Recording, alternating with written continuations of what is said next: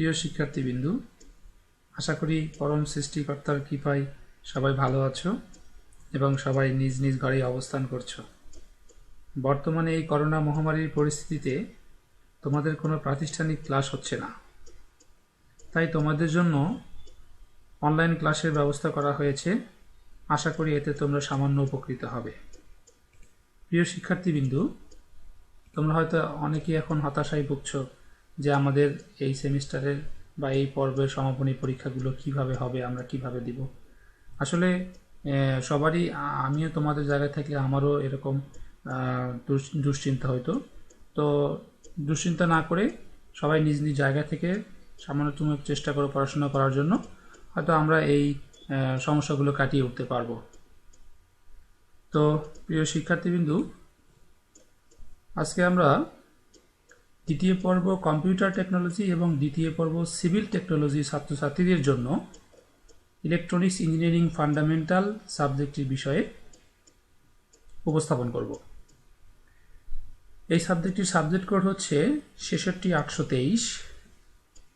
Electronics engineering fundamental সাবজেক্টটির চতুর্থ অধ্যায় থেকে আজকে আমরা আলোচনা করব। তো আসো প্রিয় শিক্ষার্থী, দেখি পরবর্তী টপিকসে।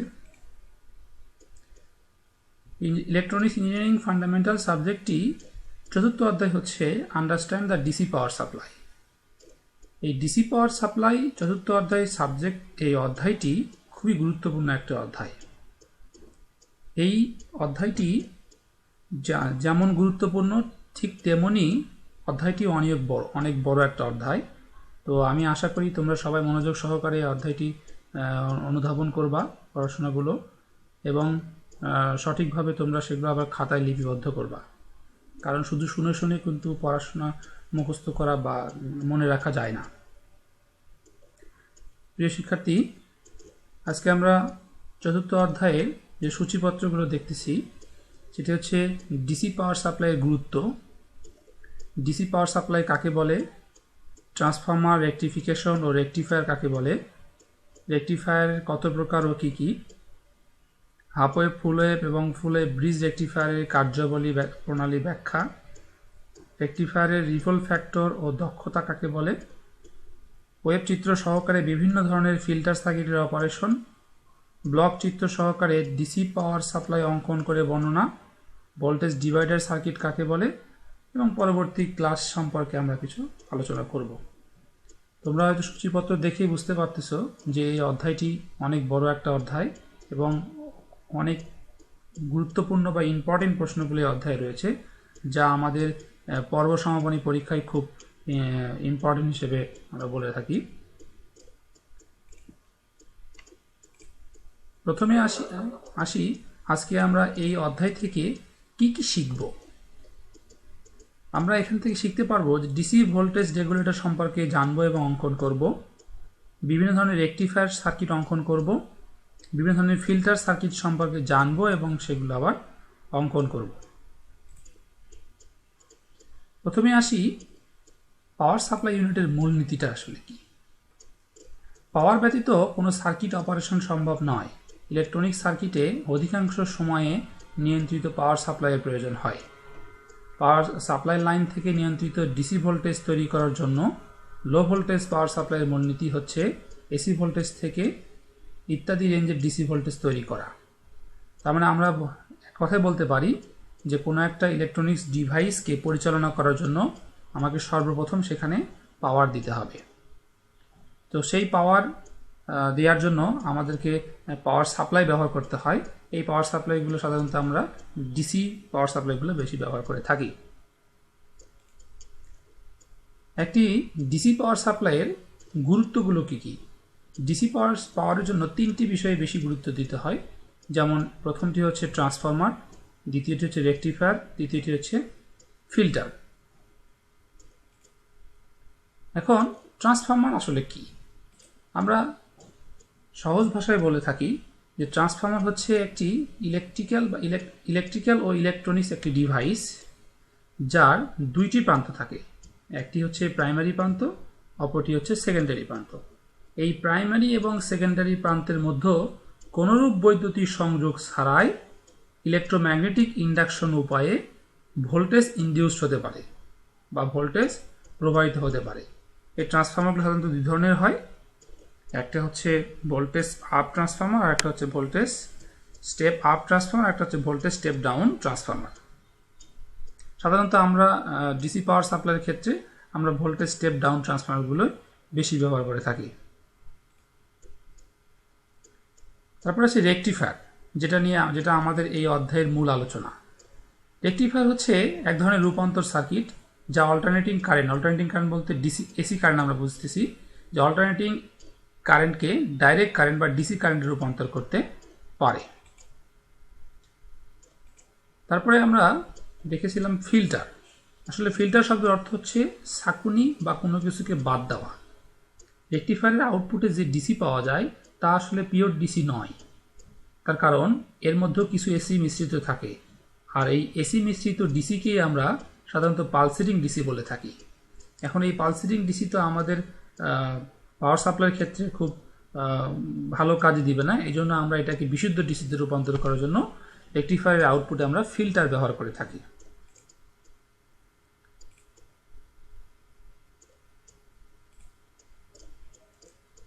আমরা যতটুকু পড়াশোনা করলাম তার মধ্যে আমাদের কিছু প্রশ্ন থাকতে পারে, প্রশ্নগুলো আমরা একটু লিখে রাখতে পারি, যে পাওয়ার সাপ্লাই ইউনিটের মূলনীতি কি, ডিসি পাওয়ার সাপ্লাইয়ের জন্য কি কি প্রয়োজন, ট্রান্সফর্মার কাকে বলে, রেকটিফায়ার সার্কিট কাকে বলে, ফিল্টার সার্কিট কাকে বলে, এগুলো আমাদের অতি সংক্ষিপ্ত প্রশ্ন আকারে আসতে পারে। এখন আসি আমরা মূল টপিকসে। রেকটিফায়ার আমরা একটু আগে বলেছিলাম যে রেকটিফায়ার হচ্ছে এমন একটি ইলেকট্রনিক্স ডিভাইস যা অল্টারনেটিং কারেন্টকে ডিসি কারেন্টে রূপান্তর করতে পারে। আসলে রেকটিফায়ারের প্রয়োজনীয়তাটা কি? রেকটিফায়ারের প্রয়োজনীয়তা হচ্ছে যে অধিকাংশ ইলেকট্রনিক্স ডিভাইস যেমন রেডিও, টিভি, কম্পিউটার ইত্যাদি ডিসি ভোল্টেজে পরিচালিত হয়। আমাদের সাধারণ ব্যবস্থায় সরবরাহ ব্যবস্থা হচ্ছে এসি, আমরা সাধারণত এসি সরবরাহটা বেশি ব্যবহার করে থাকি। কাজে ইলেকট্রনিক্স ডিভাইস সমূহ পরিচালনার জন্য সরবরাহ ব্যবস্থার এসি ভোল্টেজকে পরিবর্তন করে ডিসি ভোল্টেজে রূপান্তর করাই প্রয়োজন। রেকটিফিকেশনটা কি? পরীক্ষার প্রশ্ন আসতে পারে রেকটিফিকেশন বলতে কি বোঝায়। আমরা একটু আগে পড়ছি রেকটিফায়ার কাকে বলে। আমি বলে থাকি যে প্রিয় ছাত্রছাত্রীবৃন্দু, যে কোনো কাজ যে পদ্ধতিতে আমরা একটা কাজ করব সেটাকে তার ফিকেশন বা রেকটিফিকেশন বলা হয়। অর্থাৎ যে পদ্ধতিতে রেকটিফায়ারের কাজটি করা হয় তাকে আমরা রেকটিফিকেশন বলে থাকি। এখন আসি রেকটিফায়ারের প্রকারভেদ। রেকটিফায়ার কত প্রকার ও কি? সাধারণত রেকটিফায়ার হচ্ছে দুই প্রকার, একটা হচ্ছে হাফ ওয়েভ রেকটিফায়ার, একটা হচ্ছে ফুল ওয়েভ রেকটিফায়ার। আমরা সাধারণত ওয়েভ বুঝি, ওয়েভ মানে আমরা সাইন ওয়েভ এখানে বোঝাচ্ছি, যে একটা ওয়েভ হচ্ছে 360 ডিগ্রি, যার একটা হচ্ছে হাফ ওয়েভ রেকটিফায়ার আর একটা হচ্ছে ফুল ওয়েভ রেকটিফায়ার। এই ফুল ওয়েভ রেকটিফায়ার আবার দুই প্রকার, একটা হচ্ছে center tap full wave rectifier আর একটা হচ্ছে ফুল ওয়েভ ব্রিজ রেকটিফায়ার। এই প্রত্যেকটি প্রকারভেদের রেকটিফায়ারগুলো আমাদেরকে পড়তে হবে। এখান থেকে খুবই ইম্পর্টেন্ট প্রশ্ন রয়েছে যেগুলো আমাদের রচনামূলক প্রশ্ন আকারে পরীক্ষা আসতে পারে। প্রথমে আসি half wave rectifier. Half wave রেকটিফায়ারটা আমরা দেখতে পাচ্ছি চিত্রে একটি হাফ ওয়েভ রেকটিফায়ারের সার্কিট ডায়াগ্রাম এবং ওয়েভ চিত্র দেখানো হয়েছে। ওয়েভ বলতে আমরা ইনপুটে যে সিগন্যালটা দিব এবং আউটপুটে যে সিগন্যালটা পাবো সেটার ইনপুট আউটপুট ওয়েভ চিত্র এখানে দেখানো হয়েছে। প্রিয় শিক্ষার্থী, পরীক্ষার প্রশ্ন আসতে পারে এভাবে যে ইনপুট আউটপুট ওয়েভ চিত্র সহ হাফ ওয়েভ রেকটিফায়ারের গঠন ও কার্যপ্রণালী ব্যাখ্যা করো। তাহলে আমরা উত্তরে আসি। আমরা প্রথমে লিখব চিত্রে একটি হাফ ওয়েভ রেকটিফায়ারের সার্কিট ডায়াগ্রাম দেখানো হয়েছে। আমরা দেখতে পাচ্ছি এই সার্কিটটি একটি ট্রান্সফরমার, একটি সাধারণ ডায়োড ডি এবং লোড হিসেবে একটি রেজিস্টর ব্যবহার করা হয়েছে। প্রাথমিক অবস্থায় যখন আমি এর ইনপুট প্রান্তে এই সিগন্যালের বা এই ইনপুট ওয়েভের, আমরা জানি একটা ইনপুট ওয়েভ হচ্ছে 360 ডিগ্রি, অর্থাৎ একটা হচ্ছে পজিটিভ হাফ সাইকেল, একটা হচ্ছে নেগেটিভ হাফ সাইকেল, সম্পূর্ণটা মিলে হচ্ছে একটা পূর্ণ সাইকেল। যখন আমরা ইনপুটে একটি পূর্ণ সাইকেলের পজিটিভ হাফ সাইকেল প্রেরণ করব তখন সাধারণত নিয়ম অনুসারে এ প্রান্ত হবে পজিটিভ বা উপরের প্রান্ত পজিটিভ, নিচের প্রান্তটা হবে নেগেটিভ। যদি উপরের প্রান্ত পজিটিভ হয় তাহলে ডি ডায়োডটা ফরওয়ার্ড বায়াসে যাবে, কারণ আমরা জানি ডায়োডের প্রথম প্রান্তটা হচ্ছে অ্যানোড, পরের প্রান্তটা হচ্ছে ক্যাথোড। তাহলে অ্যানোডের সাথে পজিটিভ গেলে ফরওয়ার্ড বায়াস পাবে, বিধায় ডি ডায়োডটা কাজ করবে। যখনই ডি ডায়োডটা কন্ডাকশনে যাবে বা ওয়ান হবে তখন RL এর মধ্য দিয়ে কারেন্ট প্রবাহিত হবে, যা আমরা আউটপুট ওয়েভে দেখিয়েছি। আবার একইভাবে যখন আমি ইনপুট সিগন্যালের নেগেটিভ হাফ সাইকেল প্রেরণ করব, তখন উপরের প্রান্ত হবে নেগেটিভ, নিচের প্রান্ত হবে পজিটিভ। যেহেতু উপরের প্রান্ত নেগেটিভ হয়েছে সেহেতু ডি ডায়োডটা রিভার্স বায়াসে যাবে, আর রিভার্স বায়াসে গেলে ডায়োডটা ওপেন হিসেবে কাজ করবে। তার মানে এই পথের মধ্য দিয়ে কোনো কারেন্ট প্রবাহিত হবে না, যা আমরা চিত্রে দেখিয়েছি। ঠিক আবার যদি আমরা পজিটিভ হাফ সাইকেল দিই তাহলে আবার আগের মতো আউটপুটে কারেন্ট পাওয়া যাবে, যা আমরা আউটপুটে দেখিয়েছি। প্রিয় শিক্ষার্থীবৃন্দু, আমি যে কথাগুলো বললাম এই কথাগুলো তোমরা খুব ভালোভাবে নোট করে রাখবে, এবং আমি তোমাদের সুবিধার জন্য আমি পরবর্তী টপিক্সে আমি এগুলো লিখেও দিয়েছি। দেখো আমরা এখানে সুন্দরভাবে দেখিয়েছি যে একটা ডায়োড মূলত বাস্তবে দেখতে চিত্রটা এরকম হয়, যার যে পাশটা সাদা থাকে এটাকে আমরা ক্যাথোড বলে থাকি। হ্যাঁ, এইভাবে আমরা চিত্রগুলো অঙ্কন করব। আরেকটি বিষয় আমি বলে রাখি, সেটা হচ্ছে আমরা যে ট্রান্সফরমারটা এখানে ব্যবহার করেছি, এই ট্রান্সফরমারটা কিন্তু অবশ্যই স্টেপ ডাউন ট্রান্সফরমার হবে। স্টেপ ডাউন ট্রান্সফরমার কেন? আমরা এখানে 220 ভোল্ট এসি সাপ্লাই দিয়ে আমরা আউটপুটে 12 ভোল্ট এসি সাপ্লাই নিব, এবং রেকটিফায়ারের আউটপুট হবে 12 ভোল্ট ডিসি। এখানে এই জন্য আমরা প্রাইমারি প্রান্তের কয়েলের প্যাচের সংখ্যা বেশি দিব, আর সেকেন্ডারি প্রান্তের কয়েলের প্যাচের সংখ্যা কম দেব। এটাকে আমরা স্টেপ ডাউন ট্রান্সফরমার বলে থাকি। আমরা যতটুকু পড়াশোনা করলাম তার ভিতরে কিছু প্রশ্ন থাকতে পারে, যেমন এখানে আসতে পারে রেকটিফায়ার কি, কেন প্রয়োজন, রেকটিফায়ারের প্রকারভেদ দেখাও, হাফ ওয়েভ রেকটিফায়ার কিভাবে গঠন করা হয়, হাফ ওয়েভ রেকটিফায়ারের কার্যপ্রণালী বর্ণনা করো। পরবর্তী টপিকসে আসি, centre tap full wave rectifier. পরীক্ষার প্রশ্ন আসতে পারে যে সেন্টার ট্যাপ ফুল ওয়েভ রেকটিফায়ারের চিত্রসহ কার্যপ্রণালী বর্ণনা করো, অথবা শুধু ফুল ওয়েভ রেকটিফায়ারের চিত্রসহ কার্যপ্রণালী বর্ণনা করো। আমরা এখানে দেখতে পাচ্ছি চিত্রে একটি ফুল ওয়েভ সেন্টার ট্যাপ রেকটিফায়ার দেখানো হয়েছে। এই ফুল ওয়েভ সেন্টার ট্যাপ বলতে বোঝানো হচ্ছে যে এখানে একটা সেন্টার ট্যাপ ট্রান্সফর্মার ব্যবহার করা হয়েছে। সেন্টার ট্যাপ ট্রান্সফর্মার বলতে যার প্রাইমারি প্রান্তের 2টি প্রান্ত থাকবে আর সেকেন্ডারি প্রান্তের 3টি প্রান্ত থাকবে। এই সেকেন্ডারি প্রান্তের 3টি যে তার থাকে তার মাঝের প্রান্তটা সেন্টার থেকে একটা টার্ন করা হয়েছে, এই জন্য এটাকে আমরা সেন্টার ট্যাপ ট্রান্সফর্মার বলে থাকি। যেখানে একটি স্টেপ ডাউন ট্রান্সফর্মার, 2টি সাধারণ ডায়োড D1 D2 এবং লোড হিসেবে একটি রেজিস্টর ব্যবহার করা হয়েছে। প্রিয় শিক্ষার্থীবৃন্দু, আমরা অবশ্যই গঠন এবং কার্যপ্রণালী আলাদা আলাদাভাবে লিখে দিব। এখন আসি আমরা কার্যপ্রণালীতে। আগের মতোই যখন আমি ইনপুটে ওই ইনপুট সিগন্যালের পজিটিভ হাফ সাইকেল প্রেরণ করব, তখন এ প্রান্ত পজিটিভ এবং বি প্রান্ত নেগেটিভ প্রাপ্ত হবে। যদি এ প্রান্ত পজিটিভ হয় তাহলে D1 ডায়োডটা ফরওয়ার্ড বায়াস পাবে, কিন্তু D2টা তখন রিভার্স বায়াস পাবে। ফলে শুধুমাত্র D1 ডায়োডের জন্য RL এর মধ্য দিয়ে কারেন্ট প্রবাহিত হবে, যা আমরা চিত্রে আউটপুটে দেখিয়েছি। আবার যখন ইনপুট প্রান্তে ওই সিগন্যালের নেগেটিভ হাফ সাইকেল প্রেরণ করব, তখন কি হবে? বিপরীত কার্যটি হবে, অর্থাৎ এ প্রান্ত হবে নেগেটিভ, বি প্রান্ত হবে পজিটিভ। ফলে D1 ডায়োডের জন্য D1 ডায়োডটা আমার রিভার্স বায়াস পাবে, কিন্তু D2টা আমার ফরওয়ার্ড বায়াস পাবে। বিধায় এই D2 ডায়োডের জন্য আমরা RL লোডের মধ্য দিয়ে কারেন্ট পাবো, যা আমাদের চিত্রে দেখানো হয়েছে। এখানে যেহেতু পজিটিভ হাফ সাইকেলের ক্ষেত্রে আমরা কারেন্ট পাচ্ছি, আবার নেগেটিভ হাফ সাইকেলের ক্ষেত্রেও কারেন্ট পাচ্ছি, এই জন্য এটাকে আমরা ফুল ওয়েভ রেকটিফায়ার বলে থাকি। কারণ পজিটিভের ক্ষেত্রেও 180 ডিগ্রি, নেগেটিভের ক্ষেত্রেও 180 ডিগ্রি, অর্থাৎ পূর্ণটা মিলে 360 ডিগ্রি আমরা আউটপুট পেয়ে থাকছি। শিক্ষার্থী, এখানে আমরা প্রত্যেকটা রচনামূলক প্রশ্নের জন্য আমরা বর্ণনাগুলো লিখে দিয়েছি তোমাদের সুবিধার জন্য। তোমরা এগুলো একটু দেখে দেখে নোট করে নিবা। এখন আমরা খুবই গুরুত্বপূর্ণ একটা টপিকস নিয়ে আলোচনা করব, সেটা হচ্ছে ফুল wave bridge rectifier circuit.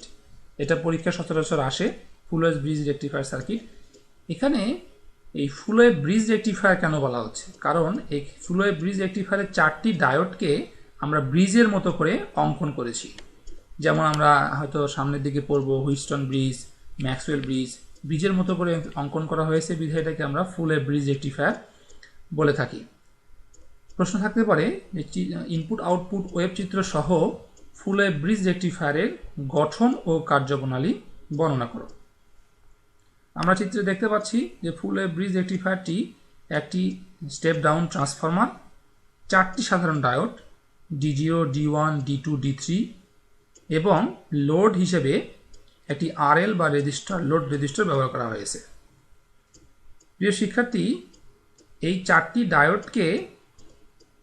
Diode প্রতি হাফ সাইকেল দুটি করে কাজ করবে বা কন্ডাকশনে যাবে। যখন আমরা ইনপুটে সিগন্যালের পজিটিভ হাফ সাইকেল প্রেরণ করব, তখন সচরাচর নিয়ম অনুসারে যখন আমরা পজিটিভ দিব তখন উপরের প্রান্ত মানে এ প্রান্ত হবে পজিটিভ, বি প্রান্ত হবে নেগেটিভ। যদি এ প্রান্তটা পজিটিভ হয়, মানে উপরের প্রান্তটা যদি পজিটিভ হয়, তাহলে আমরা দেখতে পাচ্ছি এখানে D2 এবং D1 ডায়োডটা ফরওয়ার্ড বায়াস পাবে, কারণ D2 আর D1 ডায়োডটা একই দিকে রয়েছে।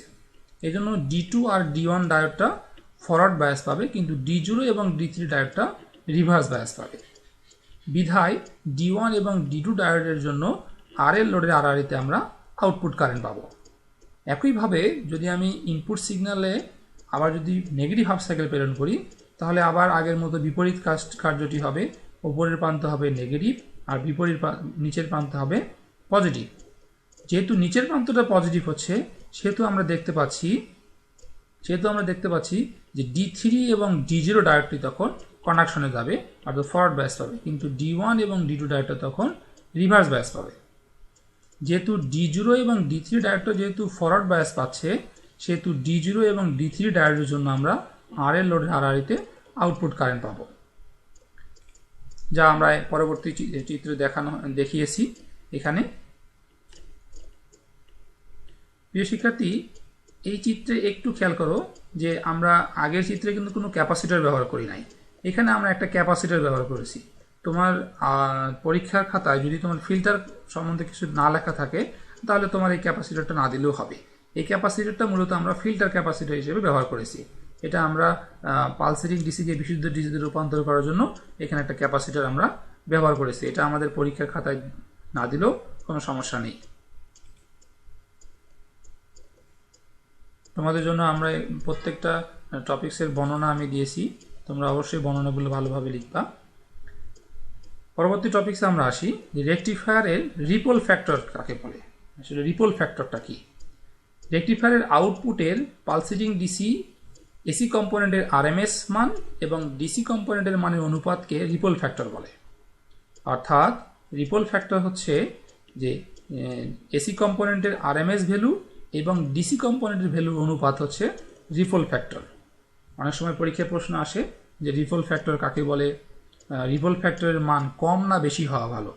তোমাদেরকে আমি বলে রাখি যে রিপল ফ্যাক্টরের মান সবসময় কম হওয়া ভালো, কারণ রিপল ফ্যাক্টরের মান যত বেশি হবে আমার আউটপুট গেইন তত কমে যাবে। অবশ্য দক্ষতা বলতে আমরা কি বুঝি? দক্ষতা বলতে বুঝি আমরা কোনো একটা সার্কিটের আউটপুট প্রান্তের পাওয়ার এবং ইনপুট প্রান্তের পাওয়ারের অনুপাতকে আমরা দক্ষতা বলি। সেই অনুসারে রেকটিফায়ারের আউটপুট যেহেতু আমার ডিসি আর ইনপুট যেহেতু এসি, সেজন্য রেকটিফায়ারের আউটপুটে প্রাপ্ত ডিসি পাওয়ার এবং ইনপুটে প্রয়োগকৃত মোট পাওয়ার অর্থাৎ এসি পাওয়ারের অনুপাতকে রেকটিফায়ারের দক্ষতা বলে থাকি। দক্ষতার ইংরেজি হচ্ছে ইফিসিয়েন্সি। পরীক্ষায় প্রশ্ন আসতে পারে ওভারঅল ইফিসিয়েন্সি কাকে বলে। তাহলে আমরা অবশ্যই লিখব যে রেকটিফায়ারের আউটপুটে প্রাপ্ত ডিসি পাওয়ার এবং সার্কিটের ইনপুটে প্রয়োগকৃত এসি পাওয়ারের অনুপাতকে রেকটিফায়ারের দক্ষতা বলা হয়। আর দক্ষতাকে সবসময় শতকরা হারে প্রকাশ করতে হয়, এই জন্য আমরা এখানে 100 দিয়ে গুণ করেছি। দক্ষতাকে সাধারণত ইটা দ্বারা প্রকাশ করা হয়ে থাকে, মিউ দ্বারা প্রকাশ করা হয়ে থাকে। আমরা যতটুকু আলোচনা করলাম তার মধ্যে কিছু প্রশ্ন থাকতে পারে। সেন্টার ট্যাপ ফুল ওয়েভ রেকটিফায়ারের গঠন বর্ণনা করো, কার্যপ্রণালী বর্ণনা করো, ফুল ওয়েভ ব্রিজ রেকটিফায়ারের কয়টি ডায়োড নিয়ে গঠিত, তারপরে ফুল ওয়েভ ব্রিজ রেকটিফায়ারের কার্যপ্রণালী বর্ণনা করো, রিপল ফ্যাক্টর কাকে বলে, রেকটিফায়ারের দক্ষতা নির্ণয় করো। এই সমস্ত প্রশ্নগুলো আমাদের থাকতে পারে। এখন আসি ফিল্টার সার্কিট। আসলে আমরা একটু আগে প্রথমেই বলেছিলাম যে ফিল্টার শব্দের অর্থ হচ্ছে সাকুনি বা কোনো সিগন্যালকে বাদ দেওয়া। অর্থাৎ রেকটিফায়ারের আউটপুটে আমরা যে ডিসিটা পাই এটা আসলে পিওর ডিসি নয়, এর মধ্যে এসি মিশ্রিত থাকে, যেটাকে আমরা পালসেটিং ডিসি বলি। এই পালসেটিং ডিসি হতে বিশুদ্ধ ডিসিতে রূপান্তর করার জন্য আমরা রেকটিফায়ারের আউটপুটে ফিল্টার সার্কিট ব্যবহার করে থাকি। এই ফিল্টারগুলো বিভিন্ন ধরনের ফিল্টার হয়ে থাকে, চোক ফিল্টার, তারপরে পাই ফিল্টার, বিভিন্ন ধরনের ফিল্টার হয়ে থাকে। আমরা এখানে একটা চোক ফিল্টার দেখিয়েছি, অর্থাৎ এটাকে এলসি ফিল্টার বলা হয়। আমরা জানি এলতে হচ্ছে ইন্ডাক্টর, সিতে ক্যাপাসিটর। একটা ইন্ডাক্টর এবং একটা ক্যাপাসিটরকে আমরা প্যারালালে সংযোগ করেছি। একটা ইন্ডাক্টর এবং একটা ক্যাপাসিটরকে যখন প্যারালালে সংযোগ করব তখন সাধারণত আমরা এটাকে ফিল্টার হিসেবে কাজ করে এবং এই সার্কিটটাকে আমরা ট্যাঙ্ক সার্কিট বলে থাকি বা এটাকে আমরা এলসি সার্কিট বলে থাকি। এই সার্কিট ব্যবহার করলে এই সার্কিটটি যদি আমি রেকটিফায়ারের আউটপুটে ব্যবহার করে থাকি তাহলে আমার রেকটিফায়ারের আউটপুটে যেটা আমি পাবো এটা বিশুদ্ধ ডিসি আমরা পেয়ে থাকি। আমরা এখানেও একটা চিত্রে পূর্ণাঙ্গ একটা পাওয়ার সাপ্লাই চিত্র দেখিয়েছি। এখানে তোমরা হয়তো মনে করতে পারো যে এখানে 7812 একটা আউটপুট ট্রানজিস্টর আমরা দেখতে পাচ্ছি। এটা আসলে তোমাদের প্র্যাকটিক্যাল কাজের জন্য ব্যবহার আসবে। 7812 বা 7812 বলতে বোঝাচ্ছে যে আমি একটা 12 ভোল্টেজের ট্রান্সফরমার নিয়েছি, আউটপুট ভোল্টেজ 12, আমার আউটপুটে দরকারও 12 ভোল্টেজ। সেক্ষেত্রে আমি এই 7812 না ইউজ করলেও বা না ব্যবহার করলেও হবে। কিন্তু যদি আমার এখানে 6 ভোল্টেজ দরকার হয় কিন্তু আমি ট্রান্সফরমারটা 12 ভোল্টেজ নিয়েছি, সেক্ষেত্রে আমার 7806 ব্যবহার করতে হবে। অর্থাৎ আমি এটা বোঝাচ্ছি যে 7812 বলতে এই শেষের যে 2 ডিজিট আছে এই ডিজিটটা তার ভোল্টেজ, আউটপুট ভোল্টেজ নির্ধারণ করে। যেমন 7812 মানে হচ্ছে 12 ভোল্টেজ আউটপুট দিবে, 7806 মানে 6 ভোল্টেজ আউটপুট দিবে, 7809 মানে 9 ভোল্টেজ আউটপুট দিবে ইত্যাদি। এখন একটি গুরুত্বপূর্ণ প্রশ্নতে আসি, সেটা হচ্ছে ব্লক চিত্র সহকারে ডিসি রেগুলেটেড পাওয়ার সাপ্লাই বর্ণনা দাও। এটা তোমাদের হয়তো বইয়ে প্রথমেই দেওয়া আছে যে ডিসি রেগুলেটেড পাওয়ার সাপ্লাইয়ের ব্লক চিত্র সহ বর্ণনা করো। এটা খুব ছোট একটা প্রশ্ন কিন্তু অনেক ইম্পর্টেন্ট একটা প্রশ্ন। যেমন আমরা দেখতে পাচ্ছি এখানে প্রথমে এসি মেইন পাওয়ার সাপ্লাই দিয়েছি, তারপরে ট্রান্সফরমার, তারপরে হচ্ছে রেকটিফায়ার সার্কিট, তারপরে ফিল্টার সার্কিট, তারপরে ভোল্টেজ রেগুলেটর সার্কিটের মাধ্যমে এই ব্লকটা গঠন করা হয়েছে। প্রাথমিক অবস্থায় আমরা যখন এসি সাপ্লাই ট্রান্সফরমার দিব, ট্রান্সফরমারটা যদি স্টেপ ডাউন ট্রান্সফরমার হয় তাহলে কি করবে, উচ্চমানের ভোল্টেজ নিয়ে নিম্নমানের ভোল্টেজ রূপান্তর করে কাকে দিবে, রেকটিফায়ার সার্কিট দিবে। আর রেকটিফায়ারের কাজ আমরা জানি, রেকটিফায়ার এসিকে ডিসিতে রূপান্তর করে ফিল্টার সার্কিট দিবে। এই ফিল্টারটা যেহেতু ফিল্টার সার্কিটটা ব্যবহার করা হয়েছে কারণ আমরা যে ডিসিটা পাচ্ছি এটা পালসারিং ডিসি, এটাকে বিশুদ্ধ ডিসিতে রূপান্তর করার পর আমরা ভোল্টেজ রেগুলেটরে সার্কিটে দিব। আর ভোল্টেজ রেগুলেটর সার্কিটটা কি করবে, বিভিন্ন মানের ভোল্টেজ রূপান্তর করে রেগুলেটর ডিসি ভোল্টেজে রূপান্তর করবে। করার পরে যেখানে যে ধরনের ভোল্টেজ প্রয়োজন হয় সার্কিটের ভিতরে সেখানে সেই ধরনের ভোল্টেজ সে প্রেরণ করতে পারবে। এই যে বিভিন্ন ধরনের ভোল্টেজ প্রেরণ করতে পারবে এই জন্য ভোল্টেজ ডিভাইডার ব্যবহার করা হয়ে থাকে। ভোল্টেজ ডিভাইডার ব্যবহার করা হলে আমাদের প্রত্যেকটা সার্কিটের জন্য ভিন্ন ভিন্ন চাহিদা ভোল্টেজ প্রদান করার জন্য আলাদা আলাদা পাওয়ার সাপ্লাইয়ের প্রয়োজন হয় না, সেক্ষেত্রে প্রয়োজন অনুসারে সে ভোল্টেজ প্রেরণ করতে পারে। এটুকু পড়ার মধ্যে থেকে কিছু প্রশ্ন থাকতে পারে। চিত্র সহকারে বিভিন্ন ধরনের ফিল্টার সার্কিটের অপারেশন দেখাও, ব্লক চিত্র সহকারে ডিসি পাওয়ার সাপ্লাই অঙ্কন করে বর্ণনা করো, ভোল্টেজ ডিভাইডার সার্কিট কাকে বলে, আরও কিছু প্রশ্ন থাকতে পারে। আমরা এখানে দেখাইছি যে রেকটিফিকেশন, আমরা প্রথমে পড়েছিলাম রেকটিফিকেশন কাকে বলে, রেকটিফায়ার কত প্রকার কি, তারপরে ফিল্টার এবং পালসেটিং ডিসি কি, এগুলো খুব গুরুত্বপূর্ণ প্রশ্ন। পরবর্তী ক্লাসের কিছু টপিকস আমি এখানে দিয়েছি। আমরা পরবর্তী ক্লাসে ট্রানজিস্টর সম্বন্ধে আলোচনা করব, ট্রানজিস্টর কি, কাকে বলে, কত প্রকার, biasing method, configuration, transistor amplifier circuit, চিত্র সহ কার্যপ্রণালী আরও ইত্যাদি আলোচনা করব। প্রিয় শিক্ষার্থীবৃন্দু, আমি নিজেও বুঝতে পারি যে আসলে আমাদের ইঞ্জিনিয়ারিং পড়াশোনাগুলো অনলাইনে মানে অন্ধকারের মতো পড়াশোনাগুলো হয়ে যাচ্ছে। তারপরেও বর্তমান পরিস্থিতিতে তোমাদেরকে মেনে নিতে হবে, একটু তোমাদের পড়াশোনার প্রতি বেশি শ্রম দিতে হবে। হয়তো আমাদের সামনাসামনি দেখা হলে আমি তোমাদের প্রশ্নগুলো নিতে পারতাম, আমি তোমাদের কিছু অ্যান্সার দিতে পারতাম, তোমাদের সমস্যাগুলো আরও ভালোভাবে সলভ করে দিতে পারতাম। তো আশা করি তোমরা একটু কষ্ট করে বুঝতে পারবে। তারপরেও যদি আরও কোনো প্রশ্ন থাকে আমার সাথে তোমরা মোবাইলে যোগাযোগ করতে পারো। আর আপাতত আজকের মতো এই পর্যন্তই। তবে বর্তমানে যে অবস্থা সেক্ষেত্রে তোমরা সবাই ঘরে থাকবা, সুস্থ থাকবা আর নিজের প্রতি যত্ন নিবা। ধন্যবাদ সবাইকে।